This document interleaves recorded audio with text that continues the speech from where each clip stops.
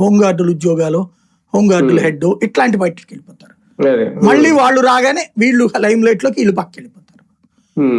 Literal గా చీలిపోయారు. అక్కడ టీచర్ల దగ్గర అన్ని గవర్నమెంట్ డిపార్ట్మెంట్స్ లో కూడా డిఎంకే మనుషులు, ఏఐడిఎంకే మనుషులు, వాళ్ళు ఎవరో తెలుసు వాళ్ళకి క్లియర్ గా పక్కాగా ఉంటారు. అక్కడ ఏ మాత్రం జెన్యూనిటీ లేదు. 60 ఏళ్ళు అయ్యేటప్పటికి వర్చువల్ గా డివిజన్ అయిపోయారు అనమాట అధికారులు. అందులో 5 ఏళ్లకోసారి మారుతా ఉండటం వల్ల ఆ ఇంపాక్ట్ వల్ల వీళ్ళు డిఎంకే లవర్స్ అయిన పోలీసుల్ని ఇంకా రన్ అవుతున్నట్టున్నారు. వాళ్ళు పెట్టిన కేసు పనికి మాలిన కేసు. 9 సెక్షన్స్ తీసుకొచ్చారు. అందులో ఒకటి గొడవలు, జనాల మధ్యన గొడవలు సృష్టించడం. దాంట్లో జనాల మధ్యన ఏం గొడవలు సృష్టించబడతాయి? అసలు వాడాల్సిందేంటి? అసలు పదం అస్సలు వాళ్ళవి అసభ్యత, బహిరంగంగా మహిళని కించపరచడం, మహిళ శీలాన్ని శంకించడం.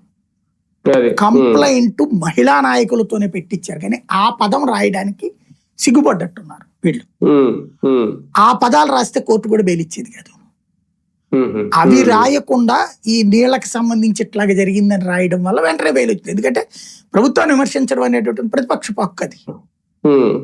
అంతేగాని వ్యక్తిత్వ హననం అనేటువంటిది హక్కు ఉండదు. అది ఇక్కడ గుర్తుపెట్టుకోవాలి.